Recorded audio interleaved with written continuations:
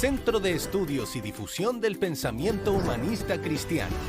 Bueno, buenas tardes a todos y muchas gracias por estar en esta presentación, en este 10º conversatorio de la Corporación Humanismo y Democracia. Estamos muy honrados y contentos de tener hoy día junto a nosotros a don Jaime Rabinet, exministro de Estado en los gobiernos del presidente Ricardo Lagos y el presidente Sebastián Piñera, en las carteras de Vivienda, Bienes Nacionales y Defensa.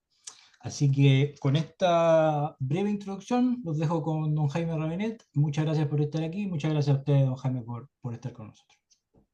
Oye, encantado, Diego, y muchas gracias. Mira, lo primero que partiría diciendo, para situar el punto, es que si bien Chile no es un Estado fallido aún, vamos en camino a ello. Creo que el clima de violencia, de delincuencia que se está viviendo muestra la absoluta falta del Estado. Los cientistas políticos hablan de anomia. Yo creo que en verdad estamos viviendo una situación extraordinariamente peligrosa. En el extremo sur, en la Araucanía, en Biobío, las mafias reivindicacionistas del tema indígena, el robo de madera, el narcotráfico, la violencia, nos lleva ya afectando por varios años. Yo creo que este no es un problema solo atribuible a este gobierno del presidente Boric. Yo creo que ya llevamos más de 10 años en esta situación que va increciendo y los gobiernos de Bachelet II, Piñera II y Boric han sido incapaces de asumirlo. Si uno ve la situación de la frontera norte nuestra, complicada con el Perú y con Bolivia, con más de 700 kilómetros, 800 kilómetros con Bolivia, ve que el problema es extraordinariamente grave, no solo de la inmigración ilegal, sino del contrabando hacia Chile de drogas y el contrabando hacia Bolivia de vehículos y maquinaria robada. Aquí ha habido una incapacidad del Estado por controlar esa situación. En mi reciente campaña a consejero constitucional en el mes de abril y mayo del año pasado, pude recorrer la mayoría de las 52 comunas de Santiago, de región metropolitana, y el control que tienen bandas delictuales y narcotráficos en campamentos, en sectores poblacionales, en Puente Alto, en Quilicura, en Lampa, en Pudahuel, en Santiago, Centro, en Barrio Yungay, es una cosa impresionante. Y el Estado no ha hecho nada al respecto. Entonces me preocupa un clima de violencia frente a delitos que no estábamos acostumbrados, como los sicarios, el disparar. Nosotros estábamos acostumbrados a los lanzazos. A ti te robaban la cartera, la billetera, pero no había mayor violencia. Hoy día te disparan y después te roban. Leer las cartas en los diarios de la gente que es atacada en sus casas o en los vehículos es una cosa impresionante. Entonces yo creo que estamos frente a un cuadro extraordinariamente peligroso, donde el Estado no ha tenido capacidad de respuesta, generando un clima de inseguridad. Y perdóneme que me remonte a la historia de los pueblos nómades, cazadores de supervivencia, hace ya 6.000, 5.000 años atrás. Se crearon los estados, las ciudades-estados. Quizás la más importante en la zona de Mesopotamia fue Uruk, después Arafaya. Y esas ciudades surgieron básicamente como un clima de protección, de seguridad. La esencia del Estado es asegurar precisamente la tranquilidad y paz a los que viven allí. Y de ahí se diversificaron los oficios, los trabajos, y el Estado o la ciudad-Estado surge con un concepto moderno de protegerse frente a las guerras, las agresiones exteriores, pero también para la paz interior.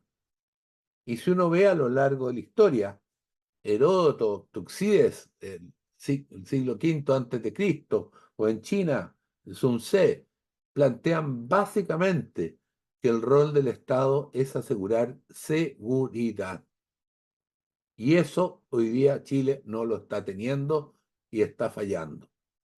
Se hace 5.000, 6.000 años atrás, el concepto de Estado es justamente garantizar la seguridad externa e interior de los países. Y Chile está fallando en ello. Y está fallando, en mi opinión, no por un tema de las Fuerzas Armadas, de la policía, sino más bien por un problema de organización estructural, de conducción política. Y creo que lo que nos falta es algo en que no hemos quedado atrás muy fuertemente, que es el tener una estructura de seguridad nacional.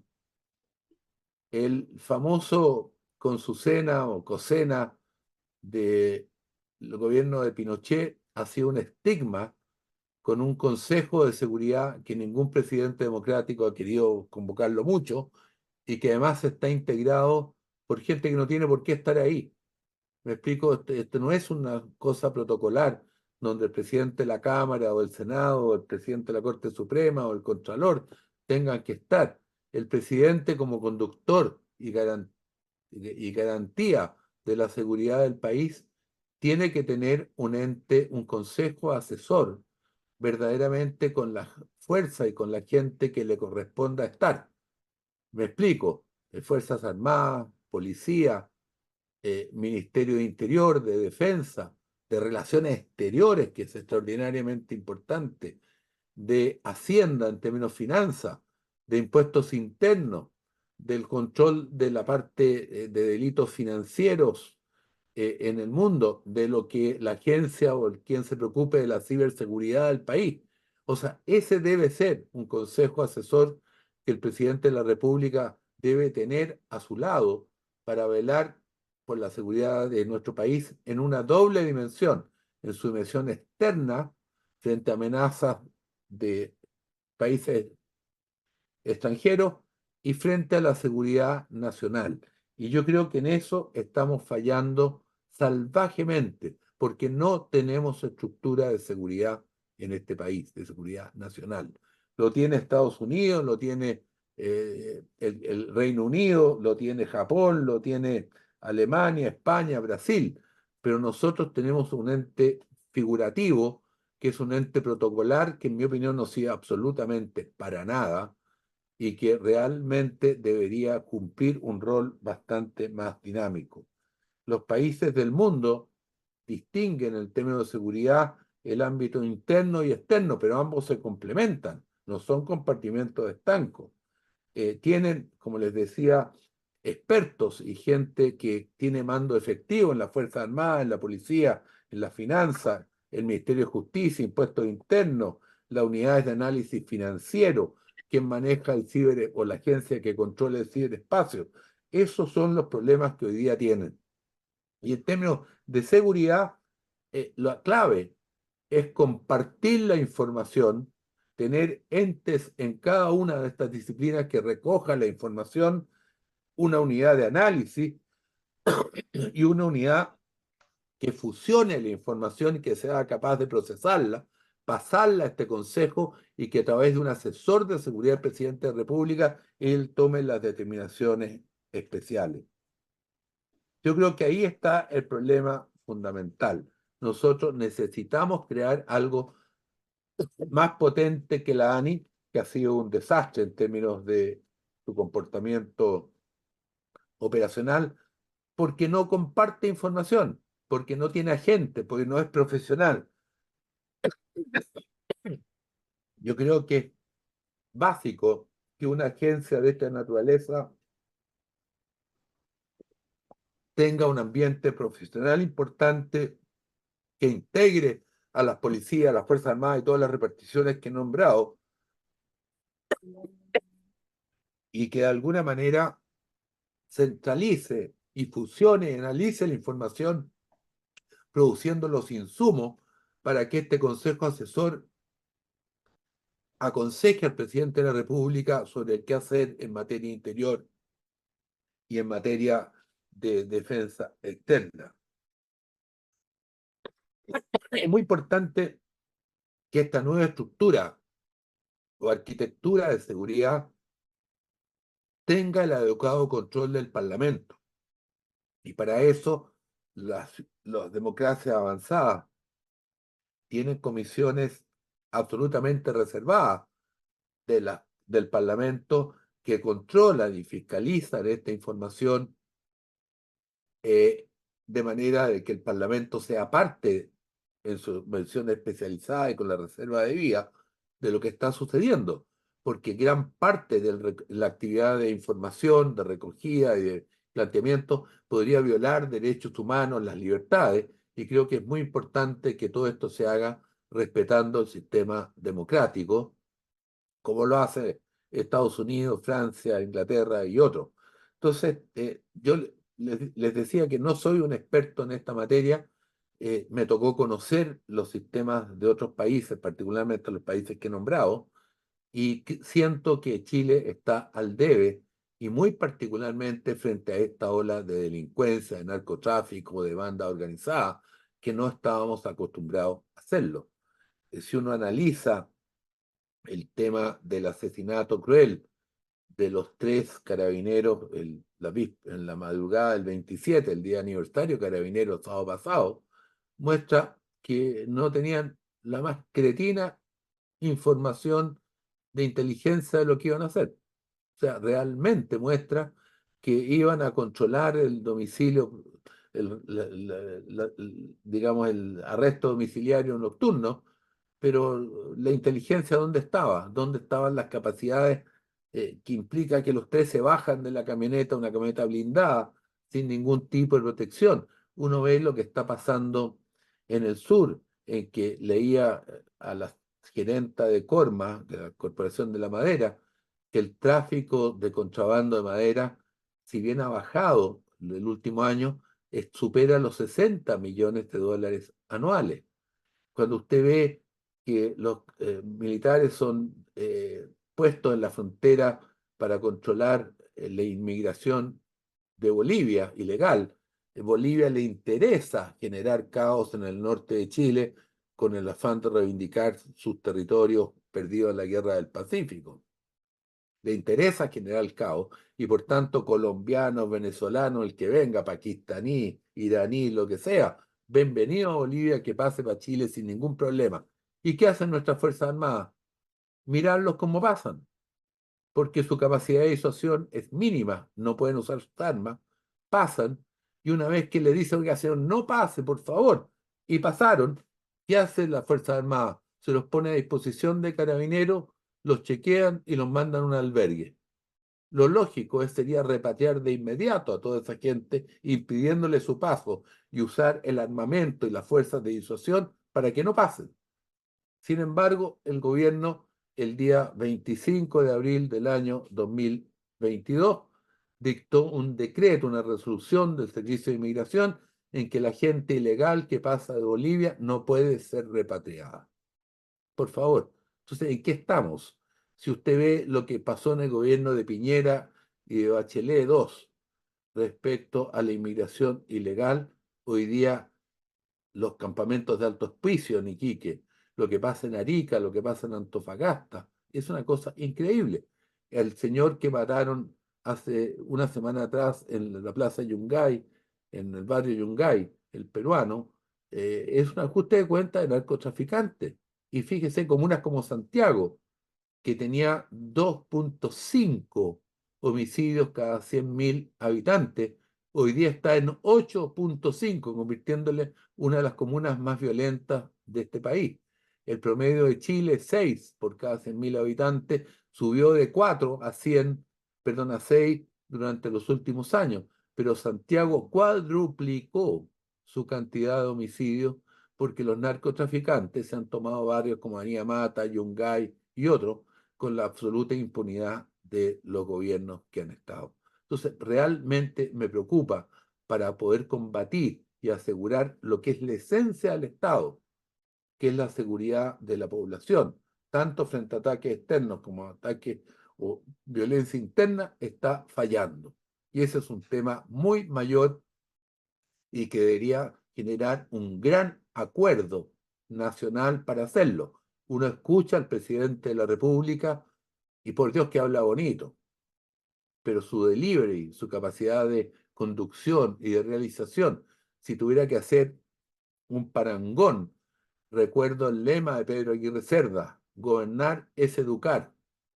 Si tuviera que definir al presidente Boris, diría que su lema es gobernar y poder discursiar. Realmente la capacidad de delivery es muy poca y siento que esto requiere una gran madurez de la clase política, de todos los sectores, por buscar una arquitectura de seguridad que pueda funcionar y que pueda garantizar la inteligencia y la necesaria información para que las policías puedan actuar, y si el día de mañana son necesarias las Fuerzas Armadas en estado de excepción, tengan la protección necesaria para que actúen, porque nada sacamos con las Fuerzas Armadas mirando el techo, porque el que dispara lo procesan, lo meten preso, como el marino que está hoy día siendo procesado en Bio Bio por tratar de defender a un carabinero, y resulta que está siendo procesado, pierde su carrera, y para qué decir, mientras indulta a los que quemaron micros, edificios, iglesias, los carabineros que usaron su poder de disuasión están siendo procesados, perdieron su carrera, y así no va a funcionar el sistema. Entonces, realmente soy muy escéptico de lo que está pasando. Creo que el diagnóstico es cosa de copiar lo que se hace en otros países en materia de seguridad y hacerlo. Pero eso requiere delivery, requiere decisión para hacerlo. Y hasta aquí llego, quedo sometido a las preguntas de ustedes. Bueno, muchísimas gracias, don Jaime, por su exposición. Y ahora abrimos la primera ronda de preguntas. ¿Habrá alguien que quiera formular alguna pregunta? Hay una pregunta en el chat que voy a leer inmediatamente de don Hugo Marivil, que dice: ¿por qué seguimos con una agencia de inteligencia que no sirve o que no cumple sus funciones? Si pudiera expandir más en ese tema, don Jaime, quizás agregaría que cómo tener una agencia de inteligencia que sirva a las necesidades que tiene hoy el país. Bueno, yo creo que la ANI es un ser huérfano. Lo importante en todos los países desarrollados, democracias más establecidas, es que exige un consejo o una comisión asesora de seguridad del presidente de la República, de cual dependen distintos organismos, y en ese caso la ANI. El problema es que la ANI es un pariente pobre de la estructura del Estado, y lo que falta es un consejo que asesore al presidente de la República, y lo decía al principio, no con personas protocolares. O sea, no tiene nada que hacer el presidente del Senado, de la Cámara de Diputados, el Contralor, el presidente de la Corte Suprema. Lo que necesitamos es tener a los jefes de las Fuerzas Armadas, de la policía, del Ministerio de Hacienda, de quien controla la información financiera, impuestos internos, de aduana, de, de, de justicia, que puedan recoger y aunar esta información y asesorar al presidente de la República. Y ahí vienen organismos como la CIA o como la agencia, la ANI, pero la ANI requiere ampliar su espectro de manera de incorporar todas estas funciones dentro de los distintos servicios y que puedan cumplir esta labor de aunar información, fusionar información y procesar la información y pasársela a este ente cuyo cabeza debe ser un asesor del presidente de la República, integrado por todos estos ministerios, y donde todos cumplen un rol. O sea, una de las cosas que uno no podría hacer en materia de seguridad del país, no tener relaciones exteriores muy fuertemente vinculadas, como no tener a impuestos internos, al control financiero, en la parte bancaria, manejo de dinero, aduana, porque hoy día los narcotraficantes circulan con Bitcoin y distintos mecanismos que hay necesariamente seguir. Entonces, yo creo que nos falta esa estructura, y verdaderamente es importante copiar lo que hacen otros países en esta materia. No hemos querido hacerlo y llevamos empantanados X años con un proyecto de seguridad o de agencia de inteligencia que no pasa nada. Entonces, verdaderamente, aquí hay una culpa de todo el sector político, de derecha a la izquierda, de no abordar este problema. Yo creo, en verdad, que si usted manda a carabineros y a militares en estado de excepción o en condiciones especiales a cumplir la labor de poner paz, de impedir que se saquee, que se queme, que haya violencia, usted tiene que darles la protección de vida, porque si no, esa persona está arriesgando su carrera, su persona, lo cual no significa que no cumplan los protocolos y las instrucciones en materia de respeto a la vida y que se haya racionalidad en el término del uso de la fuerza.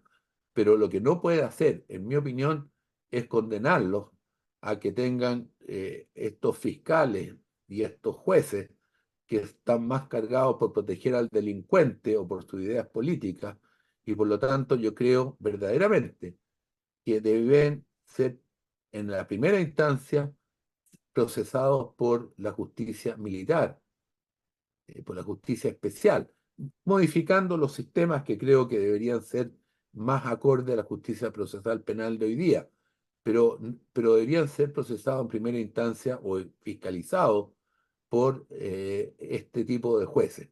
Recordemos que eso no significa impunidad, porque la sentencia de un juez militar puede ser apelada a la Corte Marcial, y la Corte Marcial tiene mayoría de jueces civiles y no militares. E incluso de la Corte Marcial puede ir a la Suprema, donde son puros civiles. Entonces, esta analogía o esta mentira que se dice de que es una justicia protegida no es tanto. Pero lo que no puede pasar es que la persona que dispara, porque le mandan a cumplir esa instrucción, o agrede o defiende a quien está protegiendo, tenga que ser encausada y procesada, perdiendo su carrera. Ni siquiera la institución hoy día lo defienden, tienen que contratar a abogados. Perdió el sueldo, perdió la carrera y además pueden ser condenados cuando hubo instrucciones de la autoridad de repeler violencia, delincuencia o terrorismo. Entonces, siento que es muy importante esta ley que se está hoy día discutiendo en el Parlamento de las reglas de uso de la fuerza, que se ha ido mejorando, porque el primer proyecto del gobierno era una cosa increíble. O sea, piense usted que Carabineros tenía que decirle a los delincuentes: oye, soy carabinero, voy a repelerte, va a usar pistola o cuchillo para yo saber qué voy a hacer. Era como los que somos más viejos, nos acordamos de un español, Gila, que era un humorista, que planteaba que había que conversar con el enemigo si habían balas, café o era tiempo de almorzar. Verdaderamente es una cosa increíble. Lo peor de todo de esta generación de hoy día y de muchos de los abogados en esta materia es que le creen a Naciones Unidas. Y los expertos de Naciones Unidas son unos buenistas que en su vida han tenido control de delincuencia y de violencia, y que incluso en materia de fuerzas de paz, no, tampoco cuando hemos tenido militares desplegados en Haití, eran las reglas mucho más fuertes que las que asesoraron a este gobierno en el primer proyecto. Ha ido mejorando, creo que está mucho más racional, pero nadie va a poder usar sus armas para no solo defenderse, sino para atacar al que está quemando una iglesia o está atacando a otra gente. No es defensa propia, usted tiene que usar su fuerza. Lo decía al inicio, el Estado hace 6.000 años atrás, en Uruk, en Mesopotamia, surgió para defender a la gente, defensa exterior de los ataques y seguridad dentro del Estado. Y eso significa usar la fuerza para repeler la delincuencia y la violencia. Y si no se usa, bueno, es lo que está pasando hoy día. Entonces, siento que es un tema que debe ser, le digo, lamenté mucho la carta de que queridos amigos hoy día publicaron en el Mercurio, diciendo, por ejemplo, que cuando un carabinero en las Fuerzas Armadas actúa para repeler la violencia o el terrorismo sea un delito común. No es un delito común, perdóneme, es un delito en que el Estado ha instruido a ese policía y a ese militar para que use sus armas para repeler la violencia y el terrorismo. Muchas gracias, don Jaime. Doña María Alicia tiene una pregunta y también hay una pregunta en el chat de don Claudio Águila que dice si se puede confirmar, estamos viviendo una crisis de seguridad en Chile. Si pudiera expandir en eso y describir esa crisis de seguridad, don Jaime, y yo agregaría a dónde nos va a llevar esa crisis de seguridad. Con esa pregunta y con la suya, doña María Alicia, le damos curso a esta segunda ronda de preguntas. Gracias. Hola Jaime, ¿qué hubo? Oye, una de las cosas que me preocupan es toda esta discusión que estamos teniendo sobre si pasarlo o no, tal como tú decías, a la justicia militar. Y es bien complicado porque hay momentos coyunturales que te llevan a tomar medidas en caliente y que después, años después, las estamos lamentando, ¿no? Yo pienso que ya lo vimos en el gobierno militar lo que significó, ¿no es cierto? Los tribunales militares eran realmente una farsa. Yo tengo la peor impresión de la judicatura, la tengo. En la época de los militares, por supuesto que no se aceptó ni un solo recurso de amparo. Después, cuando ya volvimos a la democracia, los militares había que freírlos a cada uno de ellos, hayan estado o no hayan estado participando de los actos. O sea, ha sido muy, muy terrible. Entonces yo pienso, no será factible buscar una fórmula intermedia. Primero que nada, eh, tiene que haber, no puede haber una equivalencia de la fuerza. ¿Ya? Carabineros tiene que tener más fuerza que el delincuente, porque si acaso van a estar equiparados, entonces francamente no veo para qué los mandamos, para eso vamos nosotros mismos, ¿no? Y segundo, pienso, no hay alguna fórmula en que la justicia civil pueda tener un sistema especial para tratar estos temas, teniendo algunos jueces militares, o sea, crear un ente intermedio que no signifique volver todo a la justicia militar, porque vamos a tener en unos años más, una vez que resolvamos este tema, vamos a tener problemas, es mi impresión por lo menos. Eso A ver, sería. Alicia, yo comparto plenamente tu diagnóstico, pero quisiera hacer seguimiento. O sea, lo que pasó en la dictadura militar con los jueces militares que amparaban todo tipo de violación a los derechos humanos y crímenes, fue refrendado por las cortes marciales y por la Corte Suprema de esa época. Y en la Corte Marcial y en la Corte Suprema eran civiles, la gran mayoría. Por tanto, no es un problema estructural, sino que esos jueces eran absolutamente obsecuentes a la dictadura militar. Y recordemos lo que pasaba.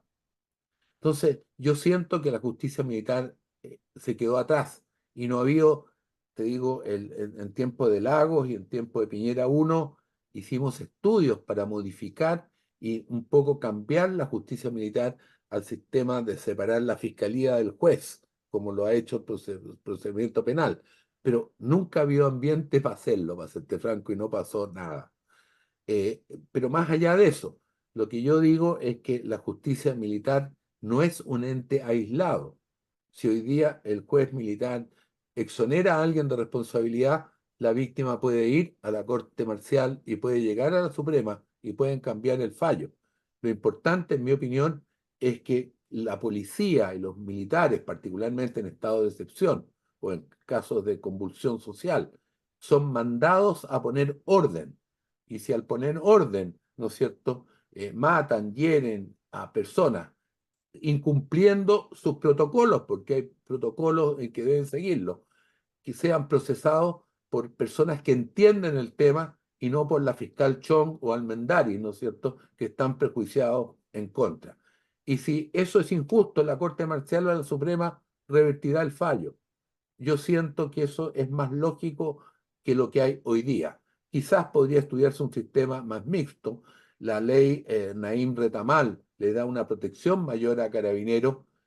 Quizás establecer mayores cortapisas podría ser, pero lo que hoy día está pasando, querida Alicia, es que ni carabineros ni las Fuerzas Armadas están dispuestos a arriesgar su persona, su carrera, su sueldo, su previsión, su capacidad de ser libre por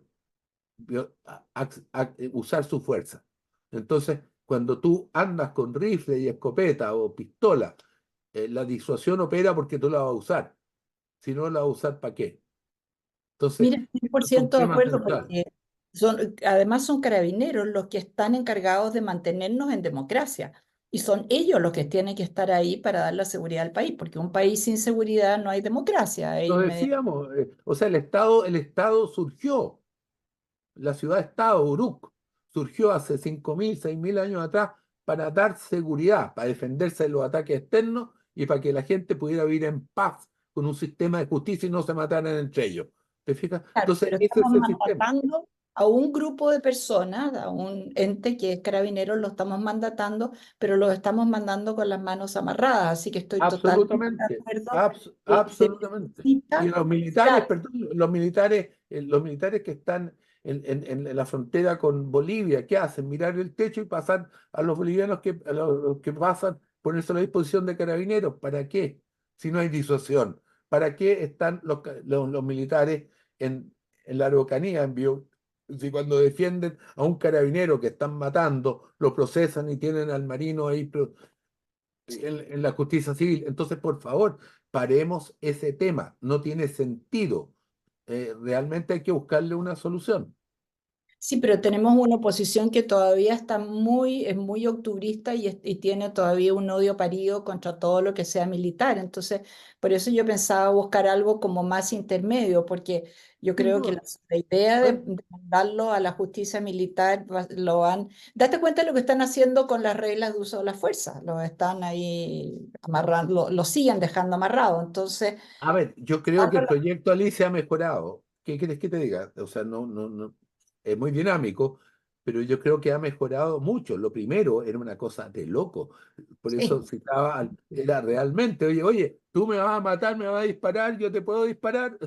Por favor, o sea, era como de broma, o sea, hecho realmente por gente que no entiende nada. Creo que ha mejorado mucho, no cabe duda, pero cuidado, la persona, si el punto es, yo disparé y herí a alguien. ¿Qué opina la fiscal Chong y el señor Almendari, no es cierto? ¿Qué entiende de eso? ¿Te das cuenta? Entonces lo meten preso, le pierde la carrera y todo. Entonces, estoy de acuerdo contigo, busquemos un sistema, pero ojo, que con todas sus imperfecciones, el sistema militar no es un sistema de amparo, porque la persona que ha sido exonerada, declarada inocente en la justicia militar, puede llegar a la Corte Marcial y a la Corte Suprema y pueden cambiar el fallo. Respecto, perdón, al tema de inseguridad, en la introducción traté de demostrar el problema que hay. O sea, hoy día estamos viviendo un clima de inseguridad en Chile que no habíamos vivido nunca. En nuestra frontera norte, en la inmigración ilegal. Cuidado, no todos los inmigrantes ilegales son delincuentes, pero el 1 o el 2% que ha llegado de inmigrantes están generando una ola de violencia y de delincuencia que no estábamos acostumbrados en Chile. El narcotráfico es un tema extraordinariamente preocupado, el robo de madera, la ocupación de barrios. Por favor, vayan a poblaciones en Puente Alto o en Quilicura o en Alto Hospicio, y son zonas tomadas en que Carabineros no entra y donde la ley y donde la paz la ponen los narcotraficantes. Ellos definen. A mí me tocó caminando en Puente Alto en mi fallida campaña de mayo del año pasado, caminando, y de repente un dirigente poblacional me dice, mira, ahí van unos soldados. Y yo, pailón, dije, pero ¿cómo soldados? Si son de cabros de 12, 13 años. No, me dijo, si no son soldados del ejército, son soldados de la droga. Ellos, en vez de ir a la escuela, el narcotraficante les pone en su mochila, porque son exonerados del tema penal, y van y transportan la droga de una cuadra a otra, y con eso ganan 10.000 pesos al día, y las mamás están felices porque están cesantes, ¿no es cierto? Y esto de tener 10.000 o 15.000. Y esos cabros que no van a la escuela van ascendiendo y pasan a ser sargentos, tenientes, soldados de la droga. Entonces, realmente es una cosa impresionante. Y estoy bien, yo los vi, o sea, iban dos chiquillos de 12 o 10 años, ¿no es cierto?, con mochila, soldados de la droga, ganando 10.000 o 15.000 pesos al día. Y eso ante la absoluta digamos, falta de control de nuestro sistema de seguridad. Muchas gracias, don Jaime, por ese testimonio. Eh, Tenemos una pregunta de nuestro presidente Felipe Sandoval. ¿Habrá alguna otra pregunta de alguien que quiera agregar algún pensamiento? Si no es así, yo me voy a inscribir con una pregunta para ponerle el tema de los recursos económicos, don Jaime, porque esto suena como que hay que empezar a tratar de establecer la estructura de seguridad del país que no tenemos y suena como, me imagino, debe ser costoso dentro de, de todas las situaciones que tenemos. Pero entonces quería preguntarle ese problema de los recursos económicos. ¿Los tenemos? ¿Los podemos generar? Eh, Etcétera. Así que, Felipe, te dejo la segunda pregunta. Sí. Oye, dos cosas que son comentarios y pregunta. Uno es, pues las Fuerzas Armadas, eh, bueno, no son deliberantes, por lo tanto no pueden operar mucho, pero no sé si tú sabes de opiniones de ellos o pareceres de ellos respecto del problema de soberanía que nos puede generar, sobre todo en las regiones limítrofes, el crimen organizado, ¿eh? ¿No es cierto? En el norte, eh, crimen organizado que se toma espacios territoriales, eso es un problema serio para la soberanía del país. Entonces, no sé si hay como una sensación de ello, alguna opinión, si la expresan en alguna parte, porque eso en el límite puede hacer crisis al final.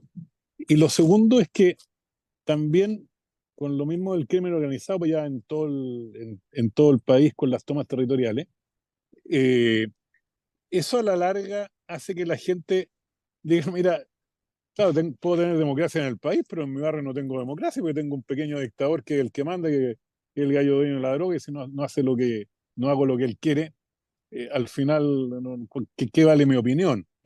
Hay países en los cuales la migración ha tenido que ver con el crimen organizado en Centroamérica sobre todo, ¿no es cierto? La gente tenía miedo que las matara, las barras, las mallas, ¿cómo se llaman esas bandas? Y Maras. claro, y muchos emigraban a Estados Unidos por eso, porque no tenían seguridad donde vivían. Entonces, yo creo que tenemos un problema en la medida que esto se expande, de pérdida de fe en la democracia. Pues, ¿qué le interesa a la democracia a alguien donde vive al final no puede ejercerla?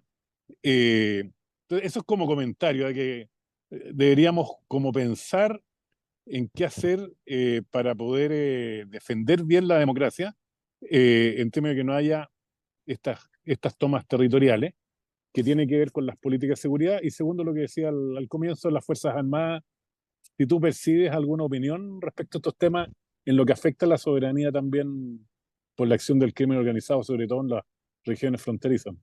Eh, bueno, es difícil hablar por las Fuerzas Armadas, pero hay una declaración del sábado pasado, no, el día 1 de mayo, de los excomandantes de la Fuerza Aérea y la Fuerza de la Armada, los marinos, que es bastante clara respecto al tema de las reglas de uso de la fuerza y particularmente el respaldo jurídico y político que tienen que tener las Fuerzas Armadas para poder actuar. Sin duda están extraordinariamente preocupadas. O sea, hay aquí una actividad absolutamente intencional por parte de Bolivia de generar conflicto en la zona norte, permitiendo la emigración y el paso por Bolivia de cuanto persona quiera entrar a Chile sin que sea bajo ningún control. Y como además este gobierno ha impedido que repatriemos a quienes pasan por Bolivia en forma irregular, esto está convirtiéndose en un tema extraordinariamente grave. La sensación que yo veo en Arica, en Iquique, Antofagasta, este multitudinario campamento de extranjeros en Alto Hospicio. Y ojo, yo no quiero estigmatizar la emigración o inmigración en Chile, sino el punto es que tiene que tener control, tiene que ser legal y naturalmente a los delincuentes hay que darles con todo para sacarlos lo antes posible. Entonces, eso es un tema extraordinariamente preocupante y que ciertamente el hecho que a la vez haya enclaves en nuestras propias ciudades por parte del narcotráfico y por el narcoterrorismo en el sur de Chile, en Biobío y en la Araucanía, genera una sensación de inseguridad muy grande. Y como lo decíamos al principio, el concepto de Estado es precisamente para asegurar y garantizar la seguridad de la gente que vive ahí. Es un Estado de derecho en que la justicia personal pasa a estar encargada en un poder judicial, en una policía o Fuerzas Armadas que tienen el control del armamento. Entonces, realmente, si eso no funciona, nos vamos convirtiendo en un Estado fallido.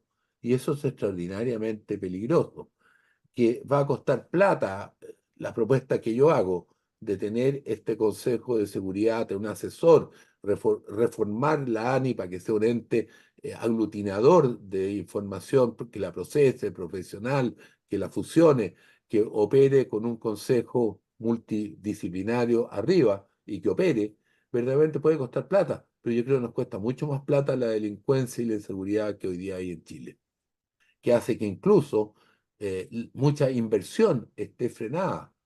Veo con pánico la decisión de la papelera de invertir 4.500 millones de dólares en Brasil, y por otro lado leer las declaraciones de Corma en que la superficie de bosque, que para nosotros era 7.000 o 8.000 billones de dólares al año de exportación en materia forestal, esté cayendo por el robo de madera, por los incendios y por la falta de seguridad. Entonces, aquí estamos realmente en un tema muy severo.